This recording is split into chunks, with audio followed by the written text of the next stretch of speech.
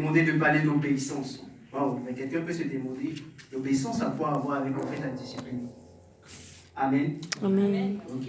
Je vous invite à bien me suivre. Au fait, avant d'entrer dans le message, vu que j'ai peu de temps, je vais donner au fait l'idée générale du message que le Saint-Esprit m'a donné, la pensée. Amen.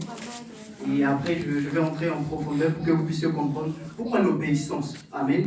Et à l'heure où nous sommes arrivés, Dieu attend de nous l'obéissance. Amen. Amen.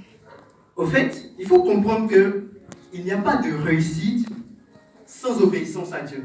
Amen. Amen. Il n'y a pas de réussite, je répète, il n'y a pas de réussite sans obéissance à Dieu. Et sans une réelle discipline, notre obéissance à Dieu sera partielle. Amen. Vous allez comprendre tout à l'heure. Au fait, sans une véritable vie de discipline, au fait, on va obéir à Dieu un moment.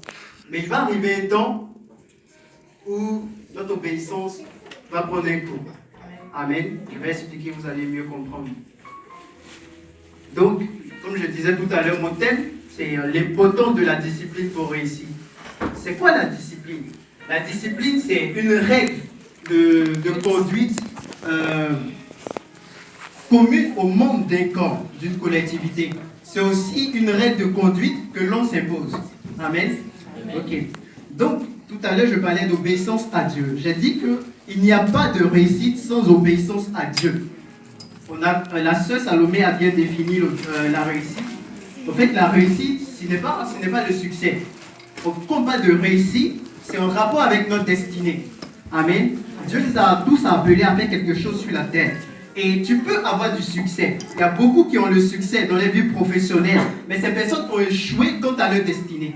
Amen. Donc quand je parle de réussir sa vie, de réussite ici, au fait, je fais référence à notre destinée. C'est pourquoi j'ai dit il n'y a pas de réussite sans obéissance à Dieu. Je ne parle pas du succès. Parce qu'en termes de succès, il faut savoir qu'il y a des facteurs humains de succès. Amen. Il y a aussi des facteurs spirituels de succès. En termes de facteurs humains de succès, il y a la discipline, il y a le travail, il y a beaucoup de choses. Amen. Mais ici, on parle de réussite. Et pour nous, chrétiens, la réussite renvoie à notre destinée. Amen. Donc je répète encore, parce que c'est ce que le Saint-Esprit m'a dit, il n'y a pas de réussite sans obéissance à Dieu. Et vous allez comprendre que sans une réelle discipline, notre obéissance à Dieu sera partielle. Amen. Donc mon message est en 3 points. Le premier point, c'est l'obéissance à Dieu, la clé pour la réussite. Le deuxième point, sans discipline, notre obéissance à Dieu sera partielle.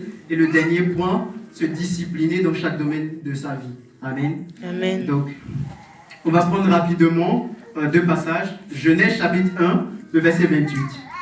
Et Deutéronome chapitre 18, les versets 2 et 15. Amen. Je fais la lecture. Il est écrit en Genèse chapitre 1, le verset 28.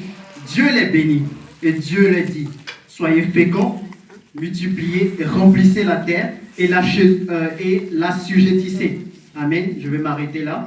Deutéronome chapitre 28, le verset 2. Il est écrit, voici toutes les bénédictions qui se répandront sur toi et qui seront ton partage lorsque tu obéiras à la voix de l'Éternel ton Dieu. Amen. Est-ce qu'on me suit? Amen. Oui. Deutéronome chapitre 28, le verset 15. Il est écrit, mais si tu n'obéis point à la voix de l'Éternel ton Dieu, si tu n'observes pas et ne mets pas en pratique tous ces commandements et toutes ces lois que je te prescris aujourd'hui, voici toutes les malédictions qui viendront sur toi et qui seront ton partage. Amen. Amen. Dieu est un Dieu de principe. Amen. Nous ne sommes pas sous la loi, mais même en Christ, il y a ce qu'on appelle la loi de l'esprit. Amen. Les principes de Dieu n'ont pas changé. Dieu conserve ses principes. Et quand on parle de principes de Dieu, il y a l'obéissance. Amen. En fait, il faut comprendre que la bénédiction et la malédiction sont les 2 choses qui déterminent la qualité de la vie d'un homme sur la terre. Amen. Je répète, la bénédiction et la malédiction sont les 2 choses qui déterminent la qualité de vie d'une personne sur la terre. C'est-à-dire, tu peux travailler, tu peux faire beaucoup de choses, tu peux avoir des talents, tu peux avoir des capacités, etc. Mais si il y a une malédiction qui plane sur ta vie, peu importe tes efforts, tu veux échouer dans la vie, amen. Il y a l'exemple de Jacob et de son frère Ésaü. On a vu que Jacob avait, Ésaü, pardon, il avait reçu au fait l'aspect ou encore la partie matérielle des biens de Isaac. Mais on a vu parce que Dieu avait relâché une bénédiction, j'ai dit Dieu, Isaac avait béni Jacob. Pas une bénédiction, je peux dire extraordinaire. On a vu au fait la fin des deux. Amen. Ok. Donc, dans ce passage, dans ces deux passages que nous avons pris, on parle de l'obéissance.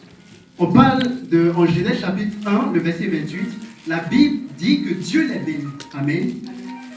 Et en Deutéronome chapitre 28, le verset 2, la Bible dit encore, voici toutes les bénédictions qui se répandront sur la personne qui obéit à Dieu. Et tout à l'heure, je disais que la bénédiction et la malédiction sont les deux choses qui déterminent la qualité de vie d'une personne sur la terre. Amen.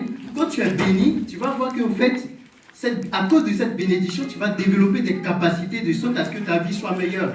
Mais lorsqu'il y a une malédiction qui repose sur ta vie, peu importe tes efforts, tu vas tout faire, tu vas mettre en pratique, tu vas aller voir des coachs, ils vont te former, il aura tout. Tu auras, je ne sais pas, le père spirituel idéal, tu seras dans une assemblée, ils vont te donner l'instruction. En fait, tu auras de la connaissance, mais à cause de la malédiction qui repose sur ta vie, tes efforts, en fait, ils n'auront pas de résultat. Amen. Et comment arriver à obtenir la bénédiction? La Bible dit tout simplement, si tu obéis, voici les bénédictions qui vont reposer sur ta vie. Mais si tu désobéis, voici les malédictions aussi qui vont reposer sur ta vie. Amen. Donc, l'obéissance à Dieu est ce qui amène les bénédictions de Dieu à se répandre sur nous. Par contre, la désobéissance à Dieu ou une obéissance partielle nous expose à toutes sortes de malédictions. Amen. Okay. Et c'est là qu'on va arriver au point 2. Sans discipline, notre obéissance à Dieu sera partielle. Amen.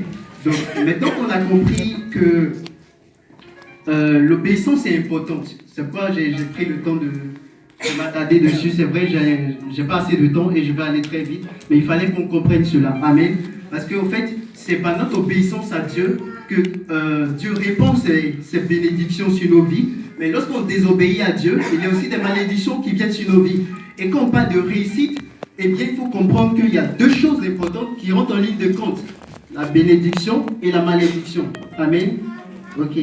Donc, prenons 1 Corinthiens, chapitre 9, le verset 27. Je lis rapidement. Mais je traite durement mon corps et je le tiens assujetti, de peur d'être moi-même rejeté après avoir prêché aux autres. Ici, c'est l'apôtre Paul qui parle. En fait, Paul avait compris l'obéissance à Dieu.